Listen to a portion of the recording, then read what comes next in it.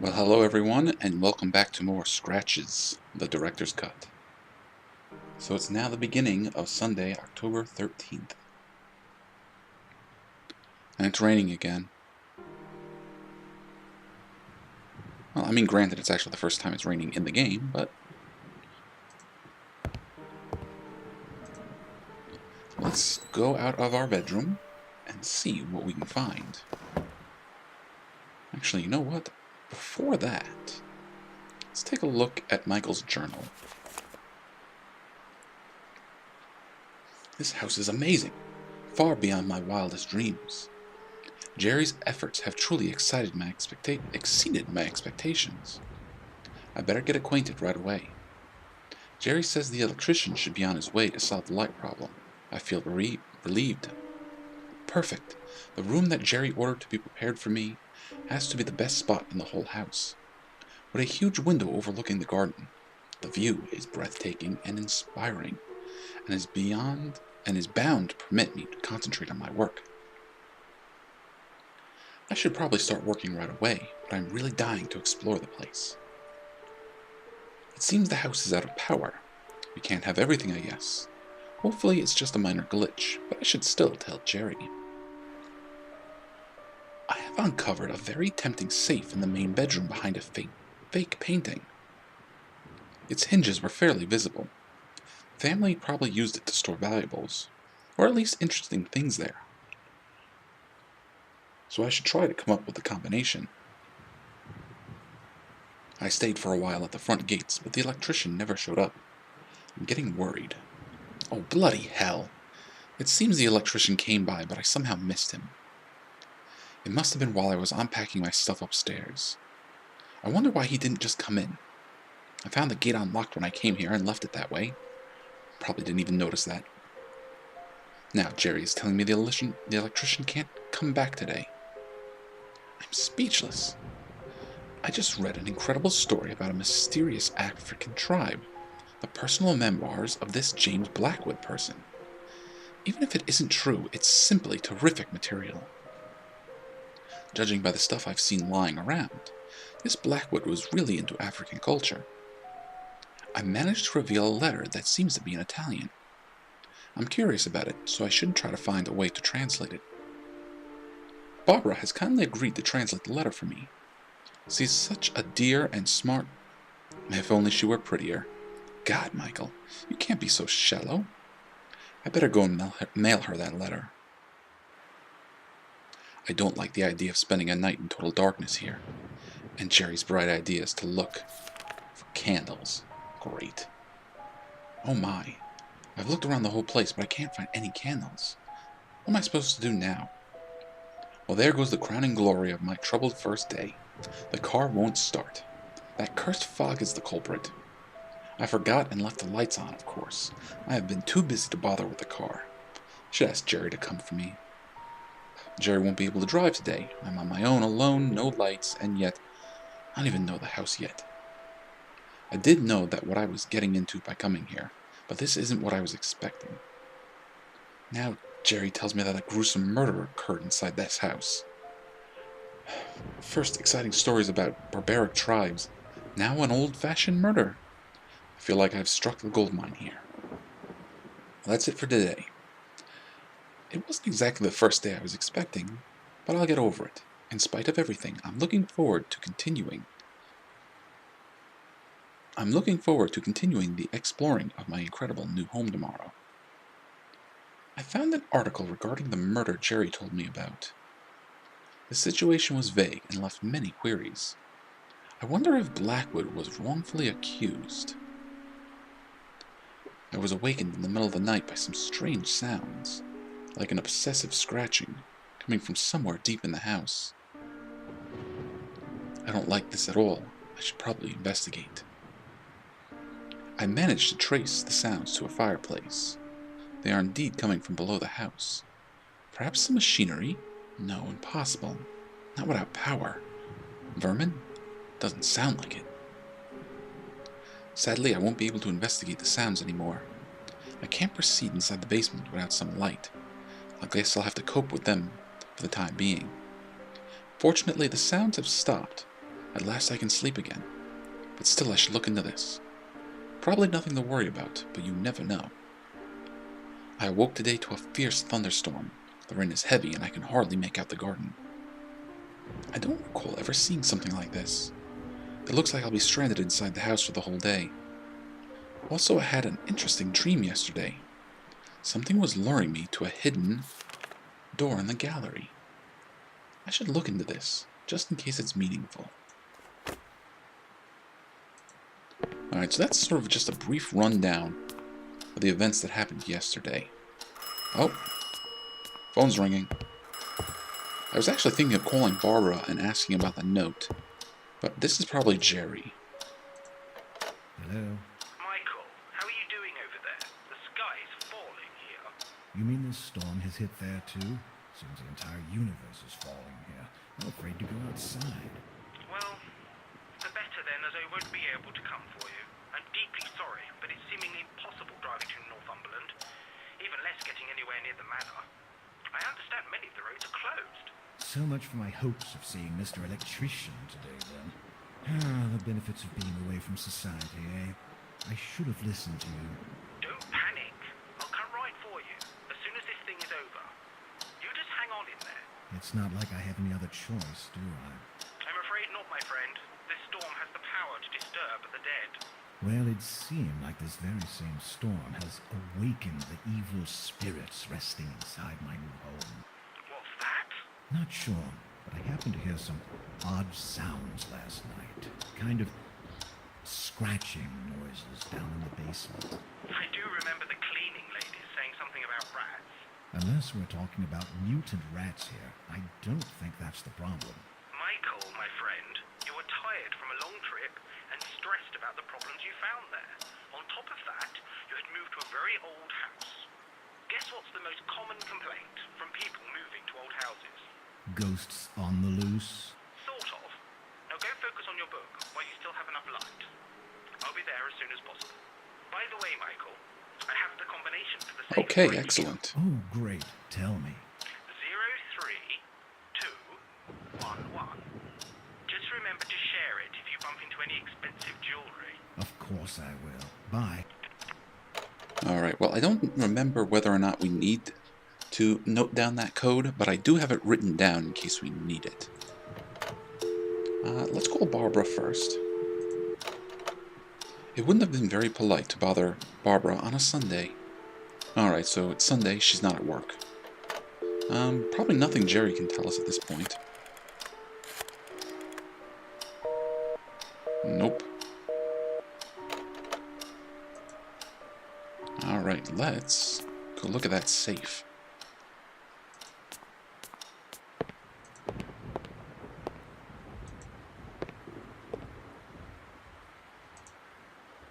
Now, that last episode was very long. I'm expecting that the episodes from this point won't be as long. If in no small part because there will be less reading to do.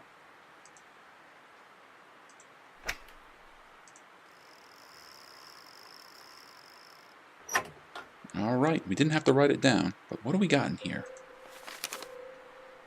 Alright. General Contractors, High Street, Rothbury, Northumberland, November 11th, 1960.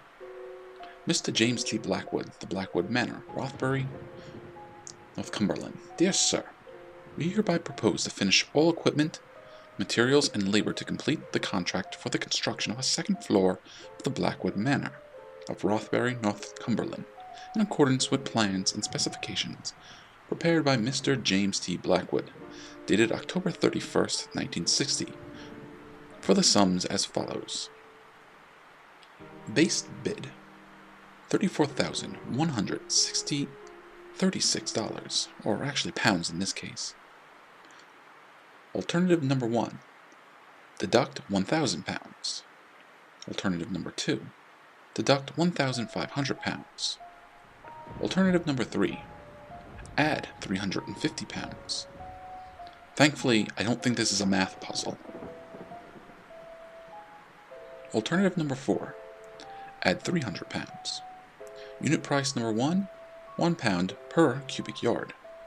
Unit price number 2, £12 and 50 pence per cubic yard. We agree to commence the work as directed and complete all work thereafter within a reasonable length of time, based on our ability to secure materials. Employer understands this construction may last from 18 to 24 months. Permission is granted to make use of a special bank account. What is that? 631-9102, created for this particular occasion, located at the National Bank of North Cumberland. Contact number 01912-94144. Alright, well, I have that phone number written down. I wonder if I should write down the account number. Alright, there is a key there. It also looks like there's some money in there. Doesn't have any interest in the money, though.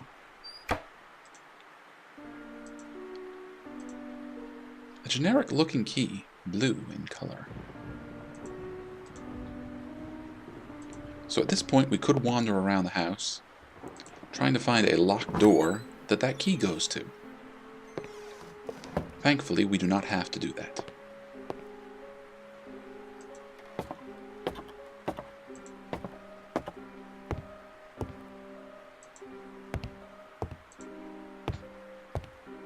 It goes to this door. You know, the one we screwed around with earlier and dropped the key. And behind?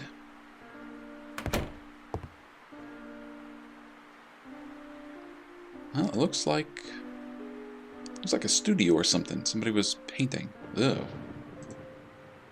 This unfinished room seemed to have been used as a storeroom for some sinister paintings. Yeah, they don't look particularly nice. Whoever painted these pictures must have been deeply disturbed.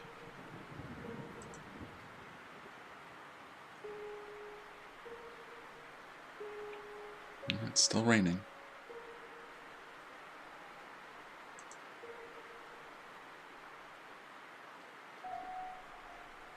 Oh, yep. I picked up the lid of the can as I thought it might come in handy. Several cans of paint were scattered throughout the room, probably all dried up by now. Okay, I can vaguely remember there being something kind of tucked away that we have to find. Ooh, okay. The kitchen, evidently. Right, these are the floor plans for the first level. The sad room once occupied by the servant. The servant's bathroom, of course. The smallest of the hallways. The dining room. The hall where the handy telephone was. The entrance to the house, obviously. The living room. That was where the study with the gorgeous collection of books. And now the second floor. The bathroom on the second floor. The long lower hallway. The main bedroom. That strange African gallery. My lovely room. The entrance to the house. But there's a room next to the master bedroom. That was odd. I don't remember seeing that room. I had to find some way to get into that room. Now this is the third level. The last hallway, left unfinished and full of garbage. All of the rooms of this floor seem to be in very poor condition. The last hallway, yep. Common sense dictated it was the very same room I was standing in now. Okay.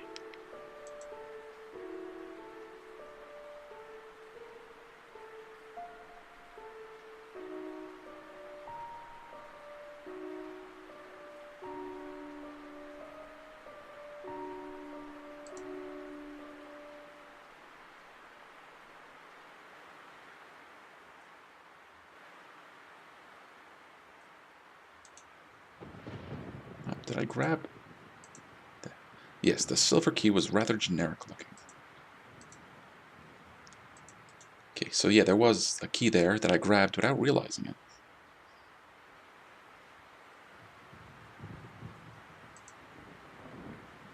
Now there's a goodie. There is another door.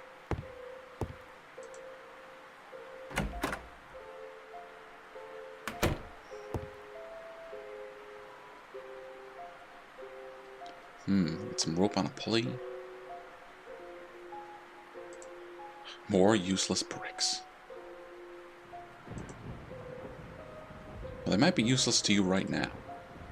Even more food for termites, or whatever little buggers inhabited this part of the house.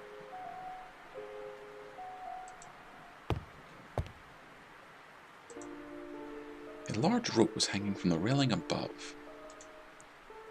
Now, we can take this rope. At least I'm pretty sure we can. The rope could come in handy, but cutting at that spot would have resulted in a very short piece. Alright.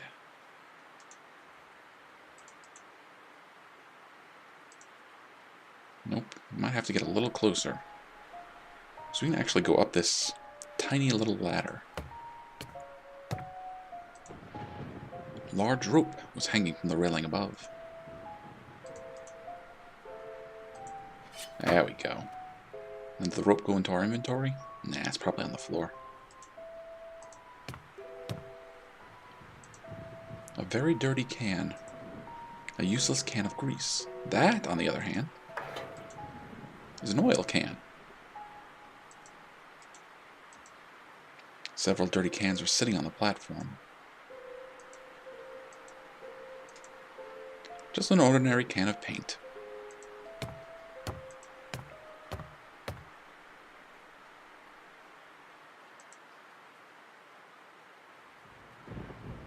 So am I not off the ladder yet? There we go, some rope. Now, am I missing something? No.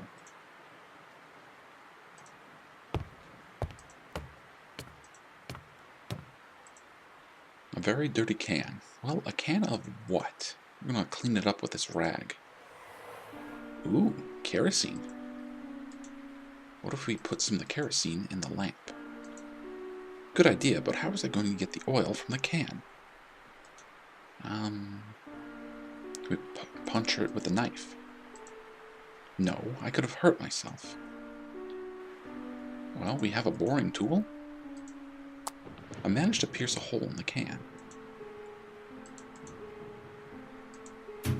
I poured some oil inside the lamp by tilting the can slightly. There's very little of it, though.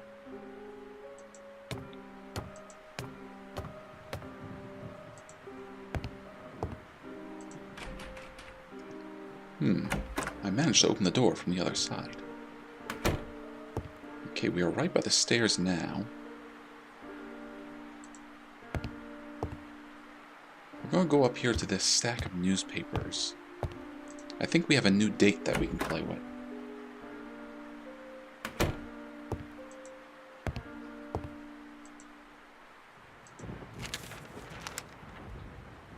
No, we've read about this already. Nope, it's all the same thing.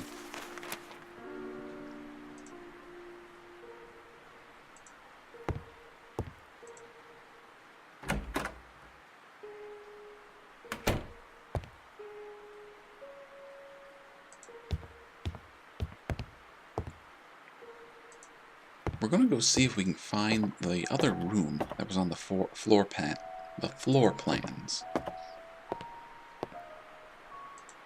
We do have that other key, though. I'm trying to remember where we're supposed to use that.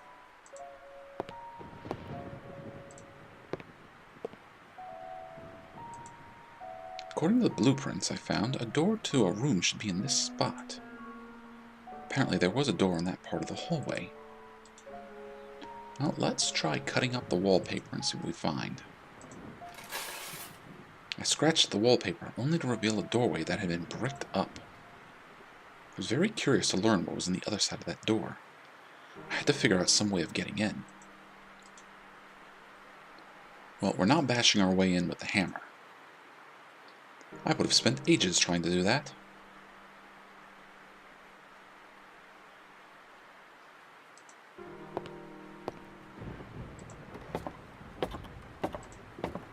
Now this may sound counterintuitive, or if not counterintuitive, tremendously dangerous. But we're actually going to rappel down the side of the house.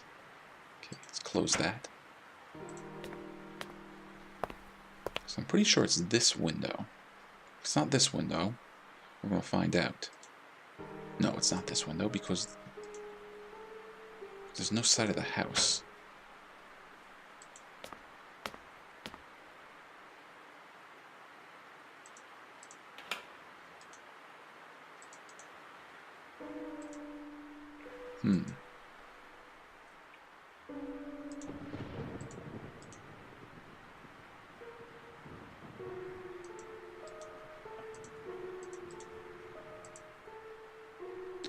Well, we're going to have to set up our rope somewhere.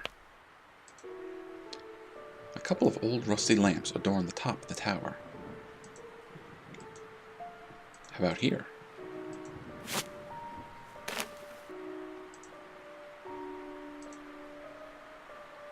There's a large crack in the wall of the tower. It was too risky. The rusty metal frame would have torn apart if I threw it out the window. Well, there's a way to reinforce it, make it a little tougher. The wall had a wider crack now.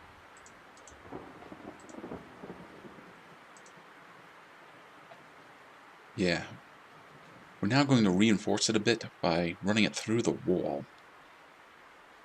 Now it should be down over this way.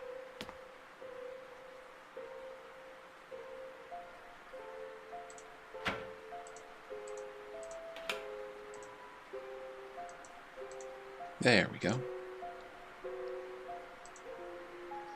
I carefully pondered this situation and thought about what I was about to do. I was obsessed with that room, or whatever occurred inside this house for that matter. I felt a strong urge to go there, even though I was about to risk my life. I decided that climbing through the window was the only way to get inside the mysterious room, and I resolved to do it. Yep, rappelling down the house while it's raining. Be careful now, Michael.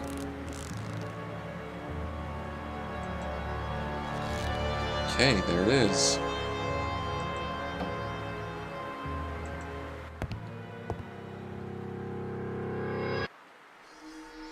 The last of my strength, I managed to get inside the mysterious room.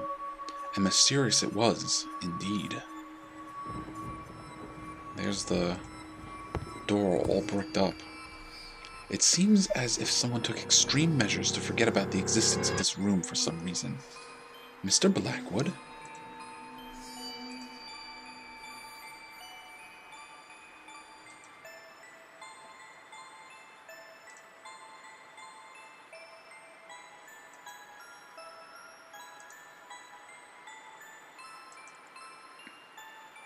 Well, so far all the paintings are of children, and it's probably become clear to you why. This is a child's bedroom.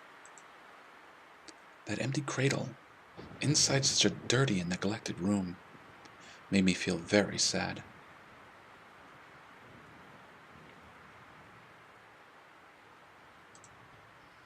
The creepy wooden horse seemed to be smiling at me.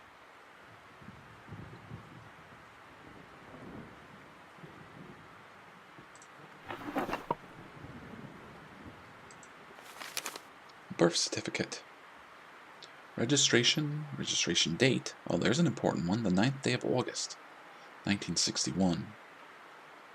Now, the child's name has been all burnt out, or rubbed out. The date of birth is the 7th day of August. Rothbury, a male child. The mother was Catherine Linda Blackwood, and the father was James Thomas Blackwood, with informants of Christopher E. Milton. I wondered if this member of the family was still around town, and would perhaps be able to shed some light upon the past history of the house. I had to find some way of getting in touch with him. Okay, that's it. It's not the rattle we want. It was the birth certificate.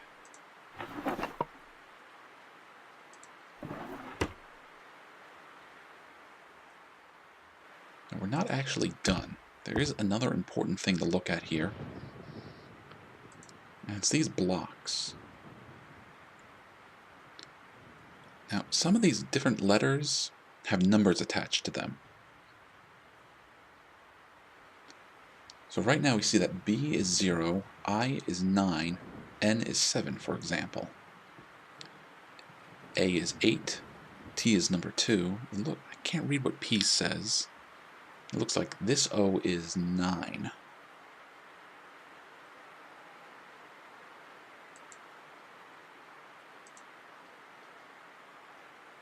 There's a bunch more here. R is 5, V is 6, Y is 7, E is 3, and so forth. That's going to be very important for a puzzle later.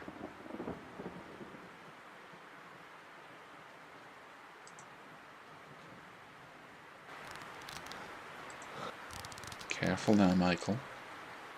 Deep breath.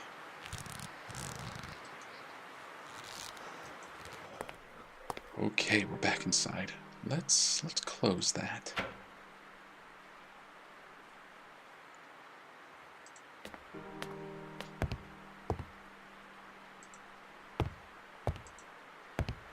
Now, once again, we have another date. Let's see if this opens anything up.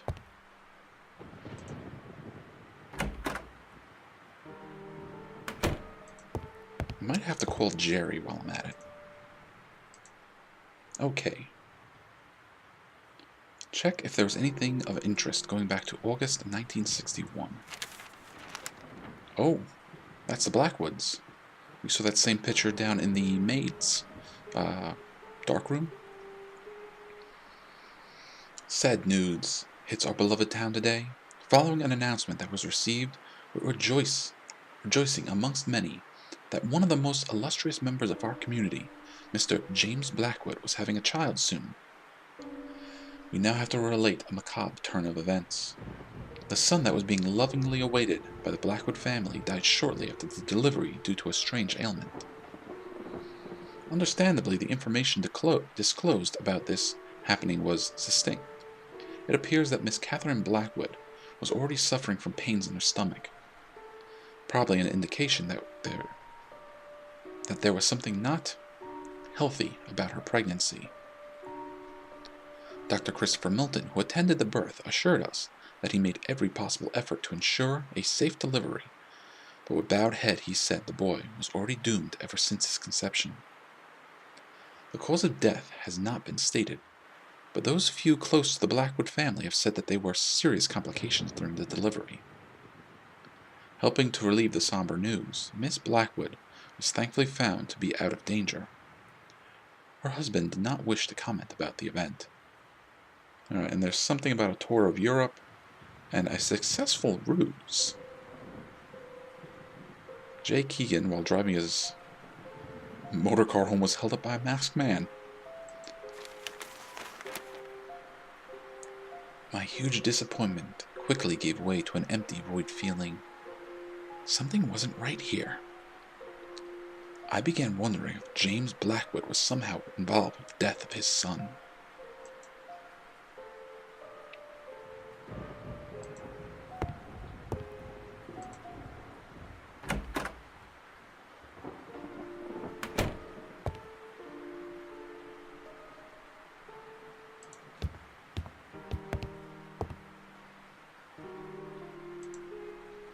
Well, at this point, I do know one more thing we can do.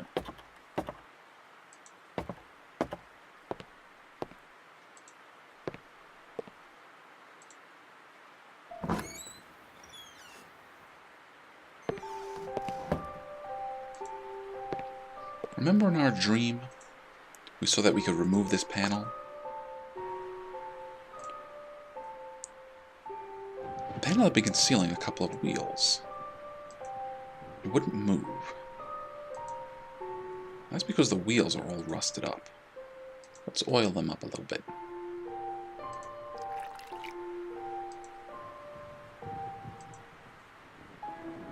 It wouldn't move.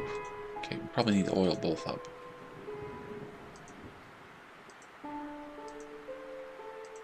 Am I doing something wrong here?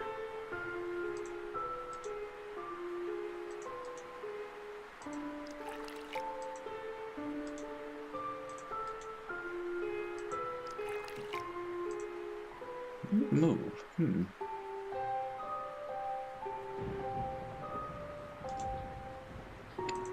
Alright, I do have to oil both wheels. Oh, careful now. And looky, there is a door behind here. The door was heavily barred. Its appearance reminded me of something I had read. There was no way I could remove these boards with my bare hands.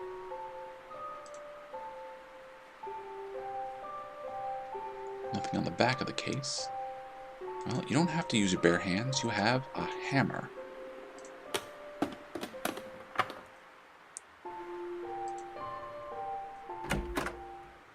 Alright, and inside is pitch black. The room was too dark to see anything. Right now our only choice is to back out. Or we could use this lamp.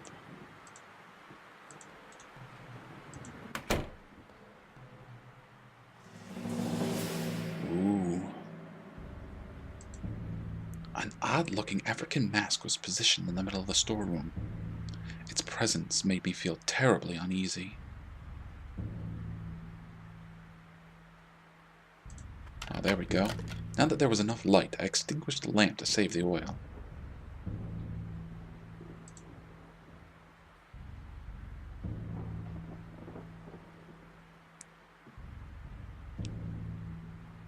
Some documents here. Anything else? July 3rd. My recent researches on the Dalmar have shed some light upon their terrible activities. I understand now that the lack of existing information about them was not only cause of their small size and rarity, but also the reluctance, or rather superstitious attitude towards their nature. Even some of the most important historians of South Africa will refuse to mention their name, referring to them as the War Tribe. After digging into some of the most obscure books I could find about the subject, I must admit now that reading them made me feel very nervous and uneasy, bringing back the memory of those horrible acts I witnessed that day. I can't understand why any human being, uncivilized or not, would behave in such a manner. War among savage tribes is of course very common and a reoccurring theme in history. But the Dalmar, they even went beyond war. Unusually, a tribe will engage in battle to conquer new territory, or perhaps defeat an enemy. They did it for the sole reason of destruction and extreme love for violence. The account of their actions is downright scary. They'd invade villages, slaughtering every inhabitant without regard for their sex or age.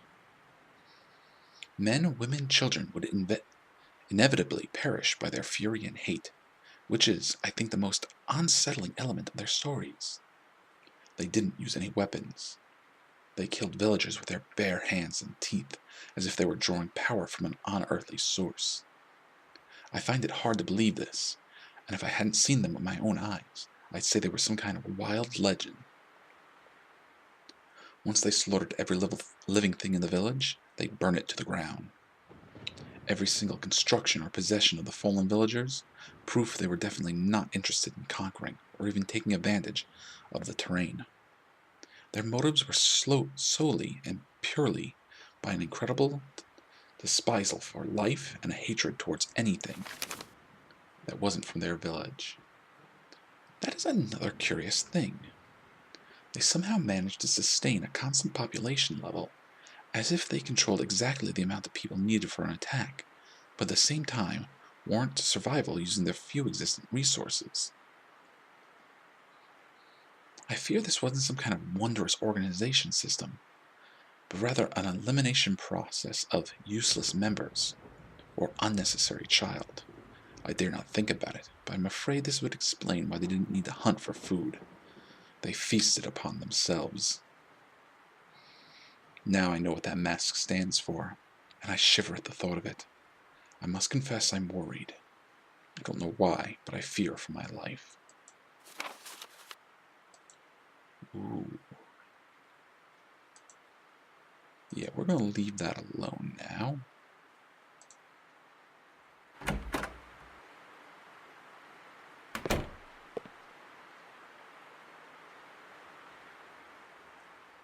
Actually, we can't leave that alone. I'm wrong. I'm checking my notes here.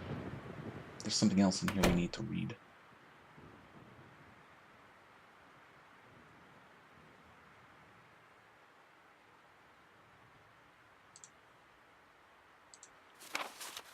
June 25th, 1962. Dear Christopher, please excuse the tone of this letter. I know I must sound like a raving madman, but I truly cannot find a proper way to put together all the thoughts that have been taking my sleep away these past days. There's a reason behind all the recent adversities. It's the mask. Christopher, it's the mask I told you about. I wouldn't have believed it myself if I hadn't studied its origins on my own. But it's really the source of all my suffering. The tribe it belonged to? I must confess I didn't take the mask by appropriate means. And I fear this might have unleashed some terrible wrath against my life and everything that surrounds me. It's been over a year ago since I witnessed the most outrageous acts of violence that not even in my worst nightmares I could have imagined, and the mask was the epicenter of it all. I was thinking of when I took it. It is beyond me. It was probably a vicious streak of greed, but I can see clearly now. It represents evil, and I am truly convinced this evil can somehow take shape and punish those who have disgraced it. I did, and now I must face the consequences. It will take some more time to investigate this. I might even go back to South Africa to seek help, although something tells me not even returning the mask would do any good. The damage is already done, and I believe it's getting worse as the days go by. Every time I walk past the gallery, I hear some incessant odd chatter, as if something was being plotted inside. And those voices, Christopher, they seem to be angry. Please help me. Come and see me as soon as you can. James.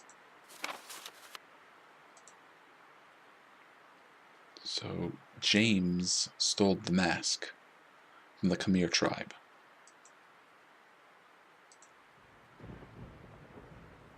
Not a good idea, my friend.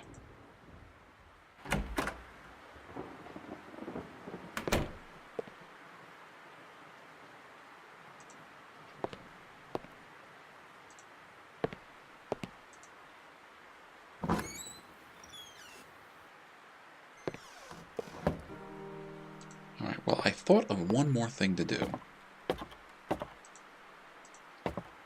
Again, it's one of those things that you don't really have to do in order. But it will save us a little bit of time later in the game.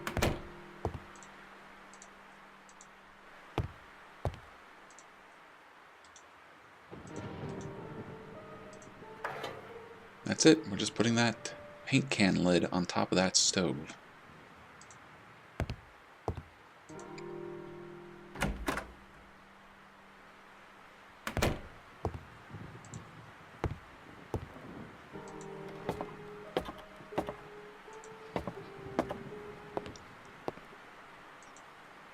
Alright, so I think at this point we have two options. We either can go into our room and start writing about what we found, or we can tell Jerry about it. I'll try calling Jerry first.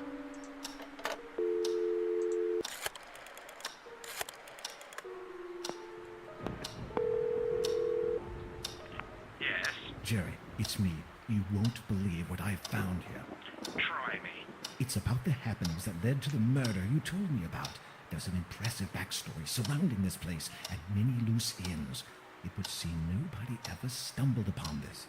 Shouldn't you be working on your book? Are you listening to me? James Blackwood was into some very weird stuff, and possibly dangerous. Something tells me this case is much more complex than it was thought to be. Why don't you inform the authorities? I'm sure they'll be dying to reopen a long-forgotten case about some crazy old psycho killing his wife. No way. And miss all the fun? I'm doing this on my own. I wonder if those noises I heard have anything to do with this. Maybe James Blackwood was trying to hide something. Like in that book, where an old man was guarding the entrance to hell. I bet this James Blackwood person had a doorway like that in his basement. Those dreadful noises must be the sounds of the damned coming for you. Why, thanks, mate. That's been very helpful. Great to have friends like you. Then stop talking about all this nonsense. Do you have any idea how crazy it sounds? You're a writer, not some fancy PI. I'll get to the bottom of this. I know I will. I'm certain there's much more to James Blackwood than a simple act of murder. Now you're sounding more morbid than usual. Simple act of murder? Oh, goody. Just somebody died. Nothing to worry about. This isn't like you, Michael. This whole thing is really affecting you. Stop being a drama queen. I'm a grown-up and I'm pretty aware of what I'm doing. Fine. Go chase around the ghosts of James Blackwood. I'll stay here in the real world. I'll let you know about my progress. Yeah, he's pretty aware about what he's doing. Alright, let's check the clock. 5 p.m. So, pretty much the whole day has gone by at this point.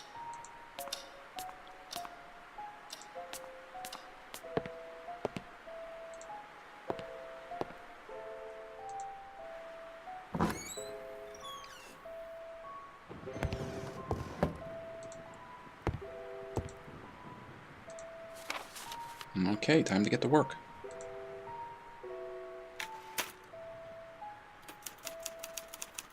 Alright, I'm not going to try to read that. That's a bit too blurry for me.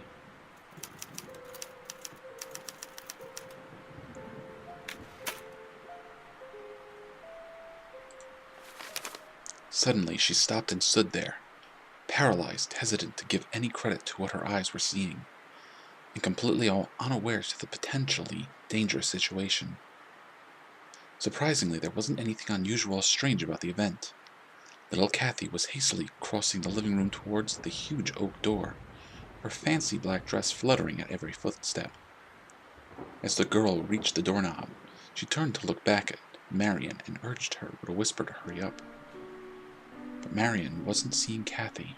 Her memories haunted her back and displaced reality, giving room to the nightmarish vision she had spent months trying to forget ever since her first visit to the old house. In her dreams, she saw the little girl, also wearing a black dress, emerging from a passageway hidden in the room. She'd never actually managed to glimpse where that passage was, only saw the girl running towards it, her small face contorted in a horrible grimace. Marion quickly realized it was a twisted version of Kathy she knew later, as if her figure was distorted by a veil of smoke. Her exact movements through the room, reaching for the knob, facing her. Those were too many coincidences to ignore. It wasn't a nightmare that she'd experienced that day, nor a ghost. Something she refused to believe in, but was now willing to blindly embrace as the truth, giving the shocking vividness of the vision. A ghost would come from the past. What she'd seen came from... Her thoughts were interrupted as a figure behind her cast a shadow across the doorstep. "You filthy liar, you have betrayed me," groaned a deep voice.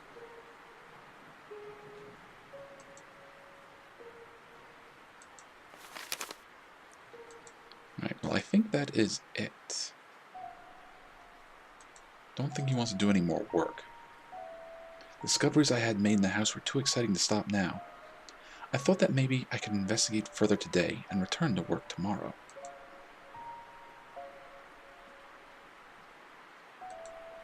I laid down on the bed. Something didn't feel right. Alright, well, we woke up in the middle of the night. The fireplace again?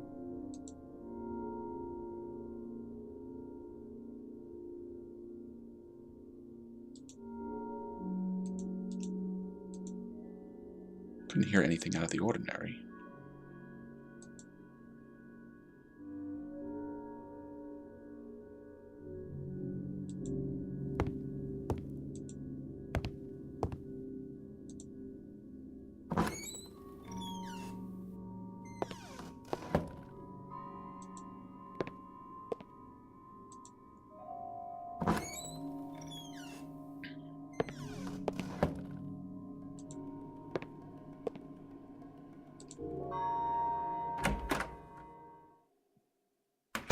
Oh.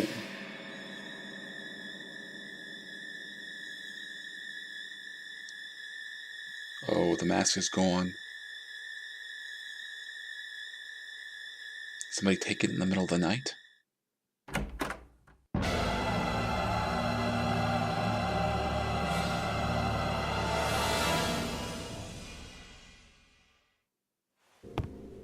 Once again, I was awakened during a bizarre dream by those scratching noises.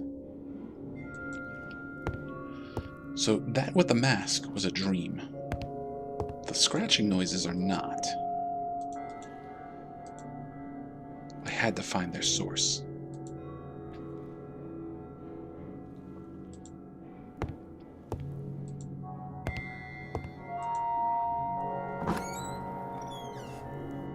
Well, if you remember on the first night, we decided that the scratching noises were coming from the basement. But it was way, way too dark to go down there. But now we have something. We have a lamp. I had to find their source.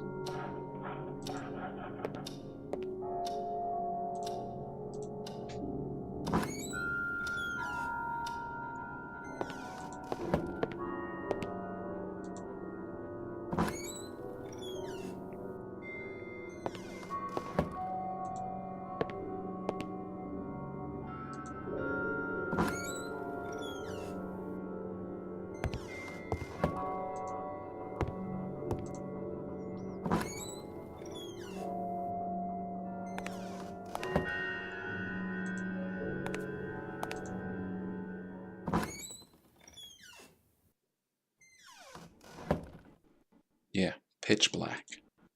Let's fix that.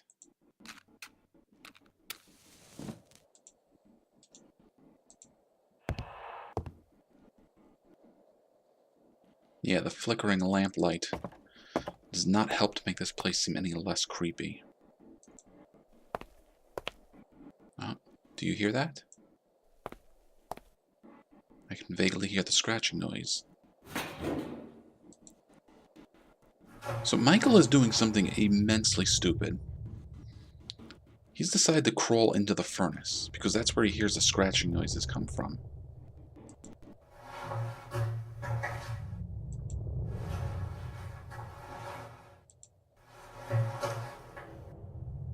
Right, there's a big hole in the furnace that he can see out into the other room. Ooh. Alright, Michael, it's time to move. No, don't go forward. Yeah, get out of here.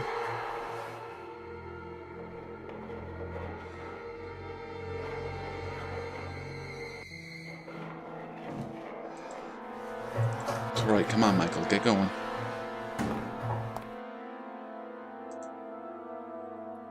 Now, there was a huge furnace covering most of the east wall. I didn't understand why, but I began to feel terribly uneasy. It had a menacing look to it. Alright, get out of the basement. My heart was pounding. I had barely gathered the strength to leave the basement.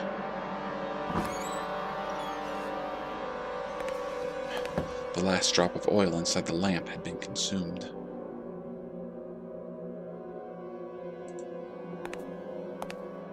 So you would think at this point, call the police. Call Jerry for help. I was too confused to think straight, and decided, almost against my will, to return to bed.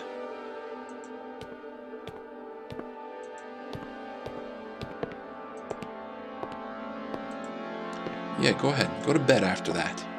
after seeing a man in your furnace.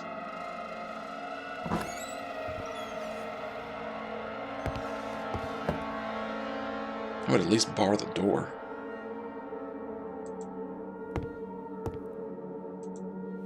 I went back to bed. Monday, October 14th.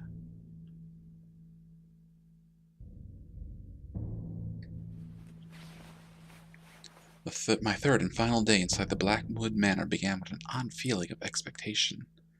Still shaken about the occurrences of last night, I managed to pull myself together and focus on finding out what had really happened inside this place. Well, that may be Michael's plan, but since this is the start of a new day, we are going to save. We're going to call it an episode. Now, I will save in a new slot, just in case I need to go back. But that's it for now. I'll see you all in the next episode.